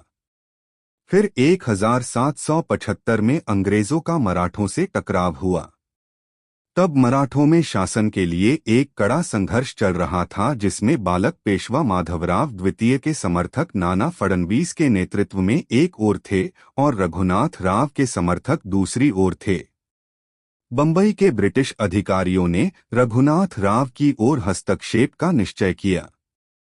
उन्हें आशा थी कि उनके देशवासियों ने बंगाल और मद्रास में जो कुछ कर दिखाया था, वैसा ही कुछ काम वे कर सकेंगे और नतीजे में उनके धन लाभ होगा।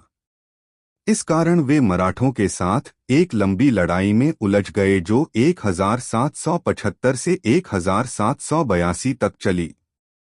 यह भारत में ब्रिटिश शक्ति के लिए बहुत अशुभ घड़ी थी। सभी मराठा सरदार पेशवा और उसके प्रधानमंत्री नाना फडणवीस की ओर से एक हो गए। दक्षिण भारत के शासक अपने बीच अंग्रेजों की उपस्थिति से बहुत दिनों से चिढ़े हुए थे और इस घड़ी का फायदा उठाकर हैदर अली और निजाम ने कंपनी के खिलाफ युद्ध छेड़ दिया। इस तरह अब अंग्रेजों को मराठों, मैसूर और हैदराबाद के शक्तिशाली गठजोड़ का सामना करना पड़ रहा था।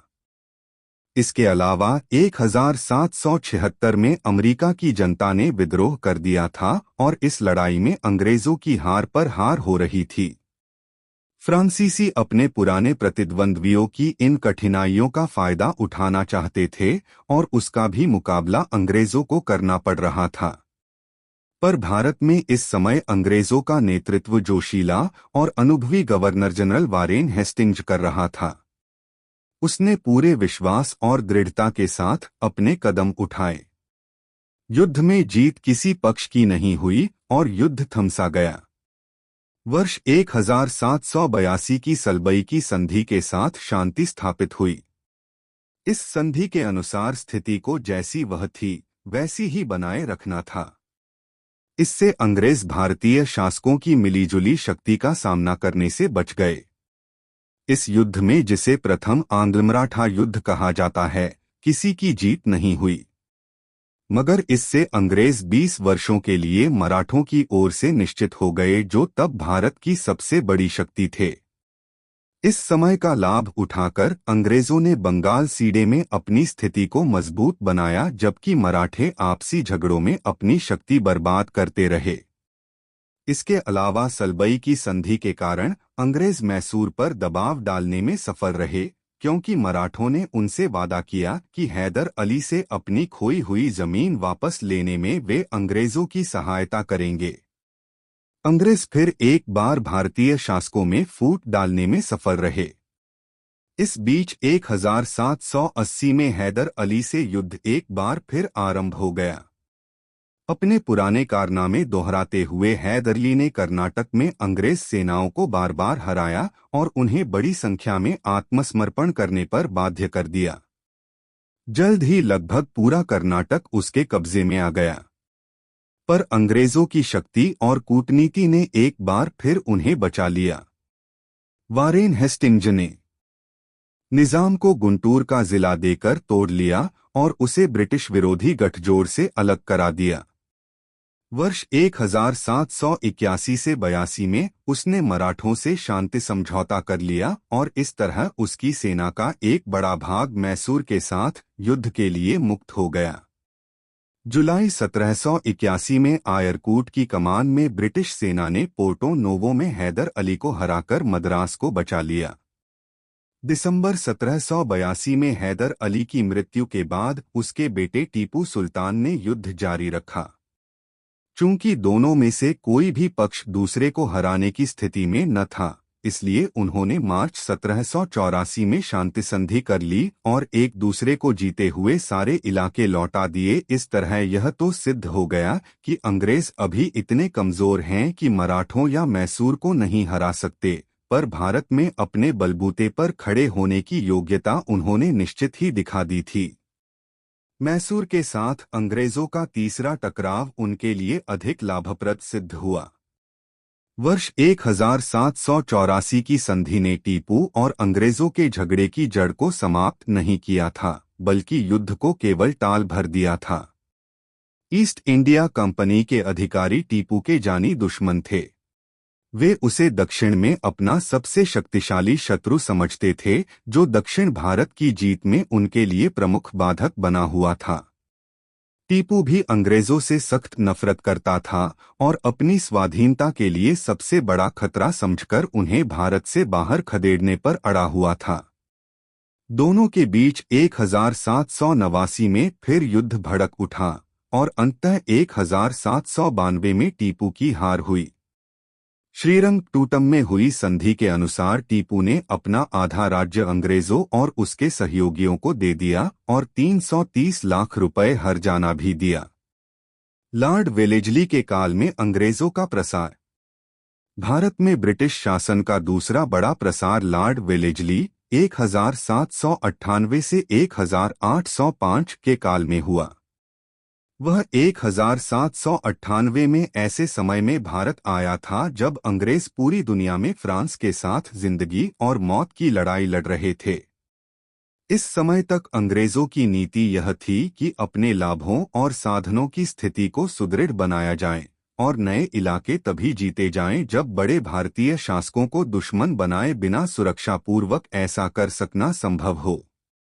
वेलेजली ने फैसला किया कि समय आ चुका है कि जितने अधिक भारतीय राज्य संभव हों ब्रिटिश नियंत्रण में लाए जाएं।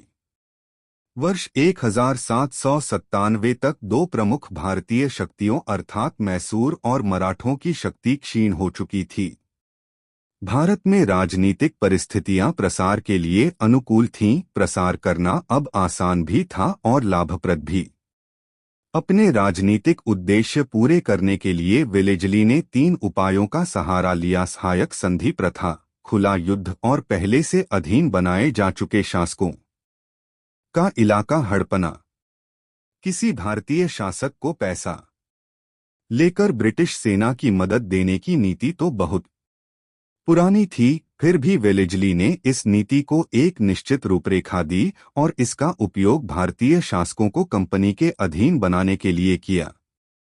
उसकी सहायक संधि प्रथा की नीति के अनुसार किसी सहयोगी भारतीय राज्य के शासक को ब्रिटिश सेना अपने राज्य में रखनी पड़ती थी तथा उसके रखरखाव के लिए अनुदान देना पड़ता था। यह सब कहने को उसकी सुरक्षा के लिए किया जाता था, मगर वास्तव में यह उस भारतीय शासक से कंपनी को खिराज दिलवाने का एक ढंग था। कभी कभी कोई शासक वार्षिक अनुदान न देकर अपने राज्य का कोई भाग दे देता था। सहायक संधि के अनुसार आमतौर पर भारतीय शासक को यह भी मानना पड़ता था कि वह अपने दरबार में एक ब्रिटिश रेजिडेंट रखेगा, अंग्रेजों की स्वीकृति के बिना किसी और यूरोपीय को अपनी सेवा में नहीं रखेगा और गवर्नर जनरल से सलाह किए बिना किसी दूसरे भारतीय शासक से कोई वार्ता नहीं करेगा। इसके बदले अंग्रेज उस शासक की दुश्मनों से रक्षा करने का वचन देते। वे सहयोगी के अंदरूनी मामलों में दखल न देने का भी वादा करते, पर यह वादा ऐसा था जिसे कभी कभी ही पूरा किया गया।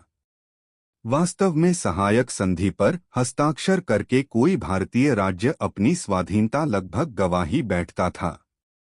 वह आत्मरक्षा के, कूटनीतिक संबंध बनाने के, विदेशी विशेषज्ञ रखने के तथा पड़ोसियों के साथ आपसी झगड़े के अधिकार ही खो बैठता था। वास्तव में उस भारतीय शासक की बाहरी मामलों में सारी प्रभुता समाप्त हो जाती और वह ब्रिटिश रेजिडेंट के अधिकाधिक अधीन होता जाता, जो राज्य के रोजमर्रा के प्रशासन में हस्तक्षेप करता रहता था। इसके अलावा इस प्रथा के कारण सुरक्षा प्राप्त राज्य अंदर से खोखला होने लगता था। अंग्रेजों की दी हुई सहायक सेना का खर्च बहुत अधिक होता था और वास्तव में वह उस राज्य की क्षमता से काफी बाहर होता था। मनमाने ढंग से तय किए गए और बनावटी ढंग से बढ़ाए जाने वाले इस अनुदान के कारण उस राज्य की अर्थव्यवस्था छिन्न भिन्न और जनता निर्धन हो जाती थी। इस सहायक संधि प्रथा के कारण सुरक्षा प्राप्त राज्य की सेनाएं भी भंग कर दी गईं।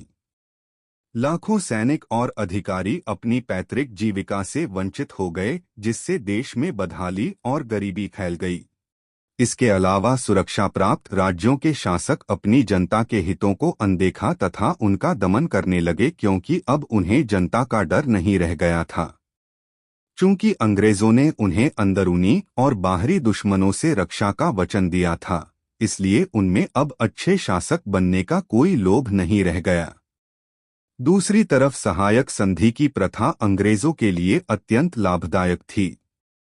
अब वे भारतीय राज्यों के खर्च पर एक बड़ी सेना रख सकते थे। अब वे अपने खुद के क्षेत्र से बहुत दूर लड़ाइयां लड़ सकते थे, क्योंकि कोई भी युद्ध होता तो या तो उनके सहयोगियों के क्षेत्र में होता या उनके शत्रुओं के। वे अपने सुरक्षा प्राप्त सहयोगी के रक्षा और विदेशी संबंधों के मामलों पर पूरा नियंत्रण रख रहे थे। उसकी जमीन पर एक शक्तिशाली सेना रखते थे और जब भी चाहे उसे अयोग्य घोषित करके उसका शासन समाप्त कर उसके क्षेत्र को हड़प सकते थे। जहां तक अंग्रेजों का सवाल था, सहायक संधि की यह प्रथा एक ब्रिटिश लेखक के शब्दों में, अपने सहयोगियों को बकरों की तरह तब तक खिला पिलाकर मोटा रखने की प्रथा थी जब तक वे ज़िबह करने के काबिल न हो जाएं। लॉर्ड वेलेजली ने 1798 और 1800 में हैदराबाद के निज़ाम के साथ सहायक संधियां कीं। सहायक सेनाओं के खर्च के नाम पर नगद पैसा देने के बजाय निज़ाम ने कंपनी को अपने राज्य का एक भाग दे दिया। 1801 में अवध नवाब को सहायक संधि के लिए मजबूर किया गया। एक बड़ी सहायक सेना के बदले में नवाब को मजबूर होकर अपना लगभग आधा राज्य अंग्रेजों को देना पड़ा, जिसमें रुहेलखंड का इलाका और गंगायमुना का दोआब आ जाते थे। उसकी अपनी सेना लगभग पूरी तरह भंग कर दी गई और अंग्रेजों को यह अधिकार मिल गया कि वे उसके राज्य के किसी भी भाग में अपनी सेना तैनात कर सकें। वेलेजली मैसूर, कर्नाटक और सूरत के साथ और भी कड़ाई से पेश आया। निश्चित ही मैसूर का टीपू सुल्तान कभी सहायक संधि के लिए तैयार नहीं हुआ। उल्टे उसे 1792 में अपना जो आधा राज्य देना पड़ा था, उसी को वह कभी भूल न सका। वह अंग्रेजों के साथ अपने अवश्यंभावी युद्ध के लिए अपनी सेना को लगातार मजबूत बनाता रहा। उसने क्रांतिकारी फ्रांस के साथ गठजोड़ की बात भी चलाई।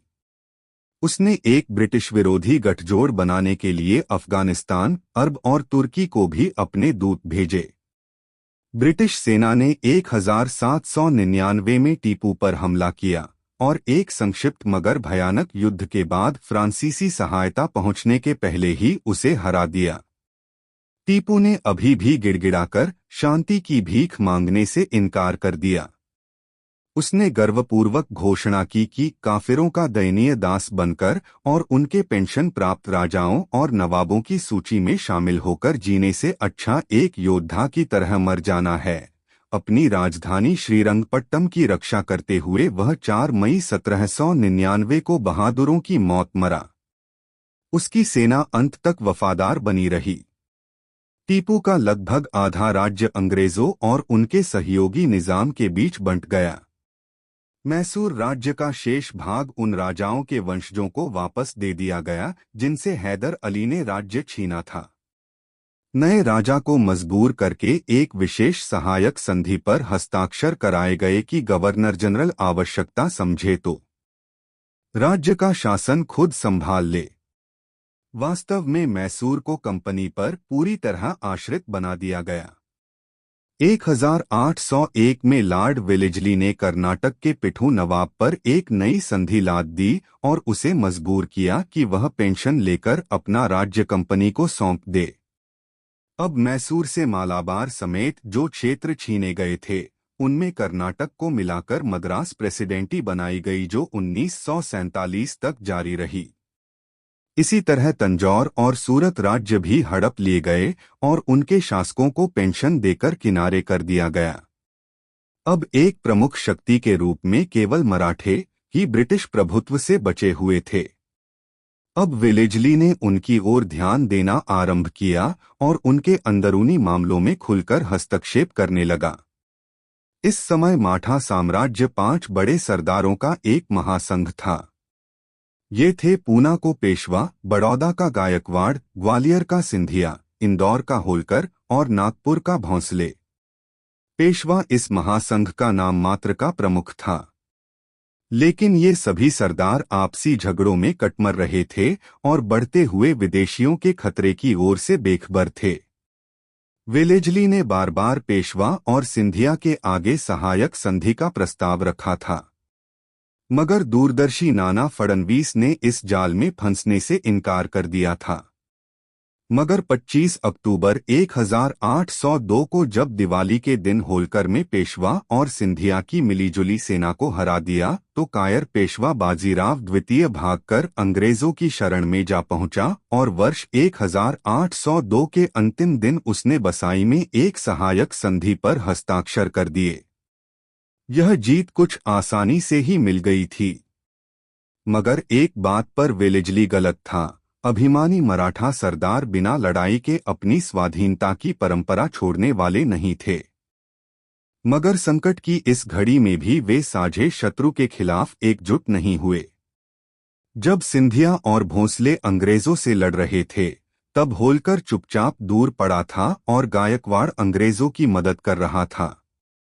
फिर जब होलकर ने तलवार उठाई तो भोंसले और सिंधिया ने अपना बदला चुकाया। दक्षिण में आर्थर वेलेजली की कमान में ब्रिटिश सेना ने असाय में सितंबर 1803 में और फिर अरगांव में नवंबर में सिंधिया और भोंसले की मिलीजुली सेना को हराया। उत्तर में लॉर्ड लेक ने नवंबर की पहली तारीख को प्लसवाड़ी में सिंधिया की सेना को तहस-नहस कर दिया और अलीगढ़, दिल्ली और आगरा पर कब्जा कर लिया। भारत का अंधा सम्राट एक बार फिर कंपनी का पेंशनखोर हो गया। मित्र मराठा राज्यों को शांति की बीतचीत चलानी पड़ी। अब वे दोनों कंपनी के अधीनस्थ सहयोगी बन गए। उन्होंने अंग्रेजों को अपने राज्यों के कुछ भाम दिए, अपने दरबारों में अंग्रेज रेजिडेंट रखे और अंग्रेजों की सहमति के बिना यूरोपियों को सेवा में न रखने का वचन दिया। अब उड़ीसा के समुद्र तट पर और गंगा यमुना के दोआब पर अंग्रेजों का पूर्ण अधिकार हो गया। पेशवा उनके हाथों की एक कठपुतली बनकर रह गया। वेलेजली ने अब अपना ध्यान होलकर पर केंद्रित किया, पर यशवंतराव होलकर अंग्रेजों के लिए काफी भारी साबित हुआ और अंत तक ब्रिटिश सेना से लड़ता रहा। होलकर के सहयोगी भरतपुर के राजा ने लेक को, जब उसने राजा के किले को तोड़ने की असफल कोशिश की, भारी नुकसान पहुंचाया। इसके अलावा होलकर परिवार के साथ अपनी पुरानी दुश्मनी भुलाकर सिंधिया उससे हाथ मिलाने की बात सोचने लगा। दूसरी ओर ईस्ट इंडिया कंपनी के शेयर होल्डरों को पता चला कि युद्ध के जरिए प्रसार की नीति बहुत महंगी पड़ रही थी और उनका मुनाफा इससे कम हो रहा था। कंपनी का कर्ज जो 1797 में 170 लाख पौंड था, 1806 तक बढ़कर 310 लाख पौंड हो चुका था। इसके अलावा ब्रिटेन के वित्तीय साधन ऐसे समय में खत्म हो रहे थे जब नेपोलियन यूरोप में एक बार तक फिर एक बड़ा खतरा बन रहा था। ब्रिटिश राजनेताओं और कंपनी के डायरेक्टरों को लगा कि अब आगे प्रसार रोक देने, बर्बाद कर देने वाले खर्च बंद कर देने और भारत में ब्रिटेन को जो कुछ हाल में उपलब्ध हुआ था उसे ही सुरक्षित करने और मजबूत बनाने का समय आ चुका है। इसलिए वेलेजली को भारत से वापस बुला लिया गया और कंपनी ने जनवरी 1806 में राजघाट की संधि के द्वारा होलकर के साथ शांति स्थापित कर ली और उसे उसके राज्य का एक बड़ा भाग लौटा दिया। वेलेजली की प्रसार की नीति सफलता के निकट पहुंची ही थी कि रोक दी गई थी। फिर भी इसका नतीजा यह हुआ था कि ईस्ट इंडिया कंपनी भारत की सबसे बड़ी शक्ति बन चुकी थी। कंपनी की न्यायिक सेवा के एक युवक अधिकारी हेनरी रोबर्टला ने 1805 में लिखा, भारत में मौजूद हर अंग्रेज गर्व से भरा हुआ और अकूड़ा हुआ है। वह अपने को एक विजित जनता का विजेता मानता है और अपने नीचे के हर व्यक्ति को कुछ श्रेष्ठता की भावना के साथ देखता है। लॉर्ड हेस्टिंग्स के काल में प्रसार 1813 से 22। द्वितीय आंग्ल मराठा युद्ध ने मराठा सरदारों की शक्ति को तोड़ दिया था, पर उनके साहस को नहीं तोड़ सका था। उन्होंने 1817 में अपनी खोई स्वाधीनता और प्रतिष्ठा को फिर से पाने का एक और हताशपूर्ण प्रयास किया। मराठा सरदारों का एक संयुक्त मोर्चा बनाने में पहल पेशवा ने की, जो ब्रिटिश रेजिडेंट के कड़े नियंत्रण में छटपटा रहा था। पेशवा ने नवंबर 1817 में पूना में अंग्रेज रेजिडेंट पर हमला किया। अप्पा साहब ने नागपुर स्थित रेजिडेंसी पर हमला किया और माधवराव होलकर युद्ध की तैयारी करने लगा। गवर्नर जनरल लॉर्ड हेस्टिंग्स 1813 से 22 ने पूरी ताकत के साथ जवाबी हमला किया। उसने सिंधिया को ब्रिटिश अधीनता स्वीकार करने को मजबूर किया और पेशवा, भोंसले और होलकर की सेनाओं को हराया। पेशवा को गद्दी से उतारकर और पेंशन देकर कानपुर के पास बिठूर में बिठा दिया गया। उसका राज्य हड़पकर बंबई की विस्तारित प्रेसिडेंसी बनाई गई। होलकर और भोंसले ने सहायक सेना रखना स्वीकार कर लिया। मराठों के गर्व को संतुष्ट करने के लिए पेशवा की जमीन पर सतारा का छोटा सा राज्य बनाया गया और उसे छत्रपति शिवाजी के एक वंशज को दे दिया गया, जो पूरी तरह अंग्रेजों पर निर्भर होकर सतारा शासन चलाता रहा। दूसरे भारतीय राज्यों के शासकों की तरह अब मराठा सरदार भी ब्रिटिश सत्ता की दया पर आश्रित हो गए। राजपूताना के राज्य कई दशकों से सिंधिया और होलकर के प्रभुत्व में थे। मराठों के पतन के बाद वे लोग भी अपनी स्वाधीनता का फिर से दावा करने में असमर्थ थे और उन्होंने तत्काल ही अंग्रेजों की अधीनता स्वीकार कर ली।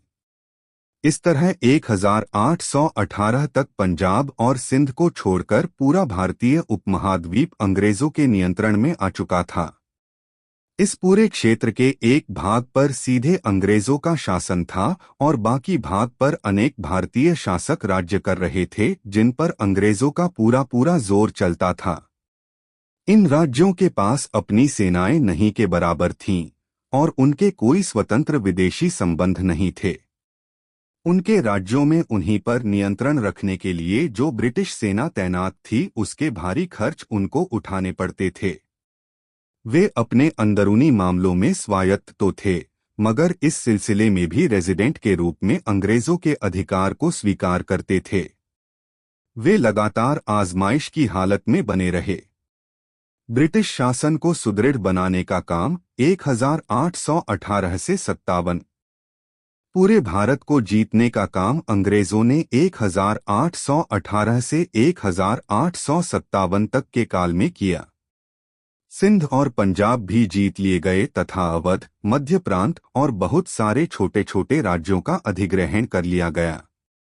सिंध की विजय यूरोप और एशिया में अंग्रेजों और रूसियों की शत्रुता बढ़ रही थी और अंग्रेजों को भय था कि अफगानिस्तान या फारस के रास्ते रूसी भारत पर हमला कर सकते हैं। सिंध की विजय इसी का परिणाम थी। रूस को रोकने के लिए ब्रिटिश सरकार ने अफगानिस्तान और फारस में अपना प्रभाव बढ़ाने का फैसला किया। उसने यह भी महसूस किया कि यह नीति तभी सफल हो सकेगी जब सिंध को ब्रिटिश नियंत्रण में लाया जाए। सिंध नदी के व्यापारिक उपयोग की संभावनाएं भी इस लालच का एक कारण थीं।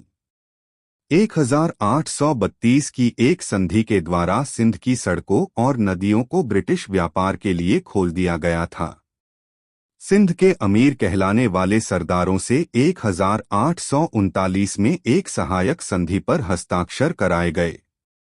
अंत में पहले के इन वादों को भुलाकर कि उनके राज्य पर कोई आंच नहीं आएगी, सर चार्ल्स नेपियर ने 1843 में एक संक्षिप्त अभियान के बाद सिंध का अधिग्रहण कर लिया।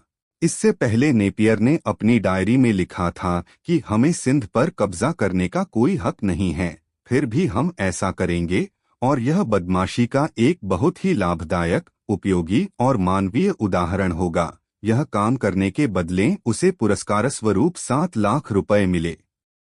पंजाब की विजय जून 1839 में महाराजा रणजीत सिंह की मृत्यु के बाद पंजाब में राजनीतिक अस्थिरता फैल गई और वहां ताबड़तोड़ सरकारें आईं और गईं। स्वार्थी और भ्रष्ट नेताओं का बोलबाला हो गया। अंत में सत्ता बहादुर और देशभक्त मगर एकदम अनुशासनहीन सेना के हाथों में आई। इसके बाद अंग्रेज सतलुज पारन 5 पानियों के देश को लालच भरी निगाहों से देखने लगे। हालांकि उन्होंने 1809 में रणजीत सिंह के साथ स्थायी मित्रता की संधि पर हस्ताक्षर किए थे। अंग्रेजों के युद्धोन्मादी कार्यों और पंजाब के भ्रष्ट सरदारों के साथ उनकी साजिशों के कारण पंजाब की सेना भड़क उठी। वर्ष 1845 के बसंत में यह समाचार पंजाब पहुंचा कि पुल बनाने के काम में आने वाली नावें बंबई से सतलुज किनारे स्थित फिरोजपुर के लिए भेजी गई हैं। आगे के इलाकों में बैरकें बनाई गई हैं और उनमें अतिरिक्त सेना रखी गई है और पंजाब से लगने वाली सीमा के लिए अतिरिक्त रेजिमेंटें भेजी जा रही हैं। पंजाब की सेना को विश्वास हो गया कि अंग्रेज पंजाब पर कब्जा करने पर आमादा थे और फिर पंजाब की सेना ने जवाबी कार्रवाइयां की। जब दिसंबर में सेना ने सुना कि प्रधान सेनापति लॉर्ड गफ और governor general Lord Hardinge Firozpur की ओर बढ़ रहे हैं, तब उसने भी हमला करने का फैसला किया। इस तरह 13 दिसंबर 1845 को दोनों के बीच युद्ध छिड़ गया। इस विदेशी खतरे के आगे हिंदू, मुसलमान और सिख फौरन एक हो गए। पंजाब की सेना बहुत बहादुरी और उदाहरणीय साहस के साथ लड़ी, लेकिन उसके कुछ नेता पहले ही गद्दार बन चुके थे। प्रधानमंत्री राजा लाल सिंह और प्रधान सेनापति मिस्सर तेज सिंह का शत्रु के साथ गुप्त पत्र व्यवहार जारी था। पंजाब की सेना हार स्वीकार करने और 8 मार्च 1846 को लाहौर में एक अपमानजनक समझौते पर हस्ताक्षर करने को बाध्य हो गई। अंग्रेजों ने जलंधर के दोआब को हड़प लिया और 50 लाख रुपए नगद लेकर जम्मू और कश्मीर को राजा गुलाब सिंह डोगरा के हवाले कर दिया। पंजाब की सेना को घटाकर 20,000 पैदल और 12,000 घुड़सवार सेना तक सीमित कर दिया गया और एक भारी ब्रिटिश सेना लाहौर में तैनात कर दी गई।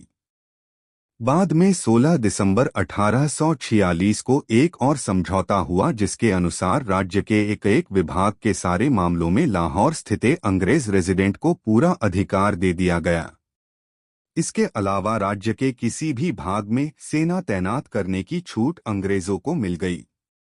अब अंग्रेज रेजिडेंट ही पंजाब का वास्तविक शासन बन बैठा और पंजाब अपनी स्वाधीनता खोकर एक अधीन राज्य बन गया। लेकिन भारत में खुलकर साम्राज्यवादी आक्रमणों का समर्थन करने वाला ब्रिटिश अधिकारियों का भाग अभी भी असंतुष्ट था और वह पंजाब पर सीधे सीधे ब्रिटिश शासन लादना चाहता था। इसका अवसर उसे 848 में मिला, जब स्वतंत्रता प्रेमी पंजाबियों ने अनेकों स्थानीय विद्रोह छेड़ दिए। इनमें से 2 प्रमुख विद्रोहों के मुल्तान के मूलराज और लाहौर के पास छतर सिंह अटारीवाला थे। एक बार फिर पंजाबियों की निर्णायक हार हुई। इस अवसर का फायदा उठाकर लॉर्ड डलहौजी ने पंजाब को हड़प लिया।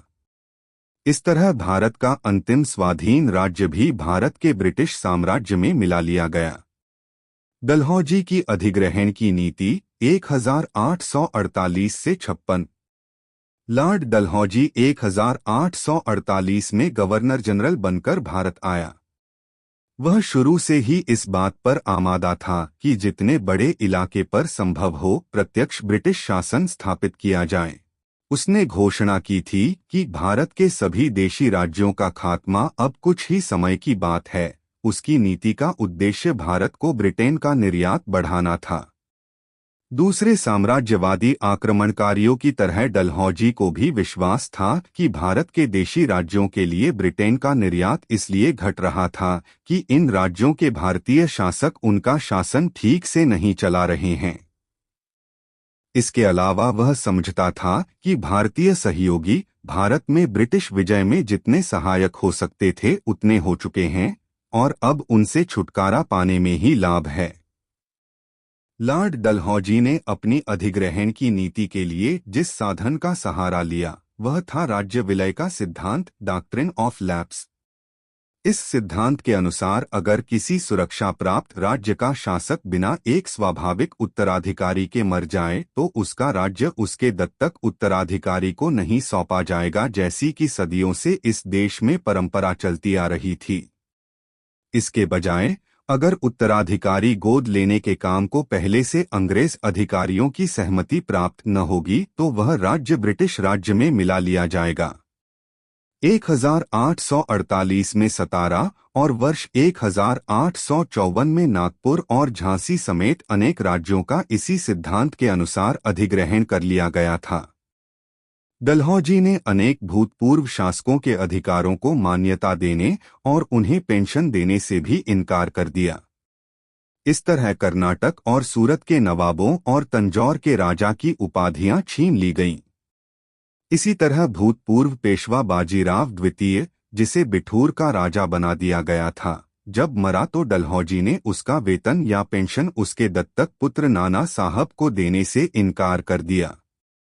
लॉर्ड डलहौजी की निगाहें अवध के साम्राज्य को हड़पने पर भी लगी थीं, पर इस काम में कुछ बाधाएं थीं।